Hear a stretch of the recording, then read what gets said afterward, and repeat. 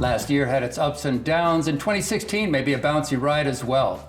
Cara Esser is a senior analyst at Morningstar. She says we may see less drama with interest rates, but volatility is likely to keep playing a big role in the closed-end fund market.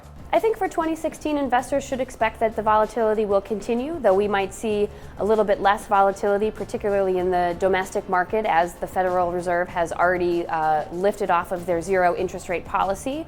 A lot of the will they, won't they drama will not be in play in 2016. However, the volatility in oil prices seems to have slowed, but they continue to drop, which is a problem for a lot of closed-end funds. In addition, I think a lot of the turmoil in emerging markets across the seas we've seen in the first few months of the year, or the first few weeks of the year, the Chinese stock market has actually wreaked havoc on stock markets outside of China as well. So I think a lot of volatility will remain in the market this year. Depending on how things go, we may look back fondly on 2015. One of the bright areas last year was municipal closed-end funds. On the other hand, funds with energy-related MLPs, the acronym for Master Limited Partnerships, had a less than stellar year.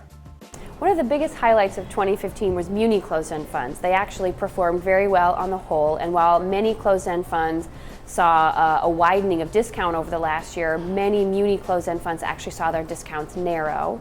We also have two Japanese equity closed-end funds, and they were two of the best performing funds last year on both share price and NAV. So there were a few positives. There were a lot of negatives, however, and some of the biggest negatives came from those strategies that focus on energy and commodities, specifically MLPs, but also high-yield bonds were hit pretty hard last year. Volatility spikes caught many off guard. There were other concerning developments too. For example, currency downturns and oil price instability.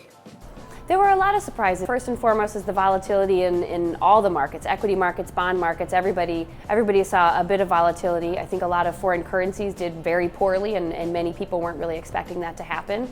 A lot of people thought oil prices would stabilize, which hurt a lot of the MLP funds. That didn't happen. In fact, most MLP funds lost about half of their net asset value in share price last year alone. Some of the other surprises would be the fact that the Fed waited so long to raise interest rates. It caused a lot of volatility throughout the year and a lot of volatility in the fourth quarter of last year.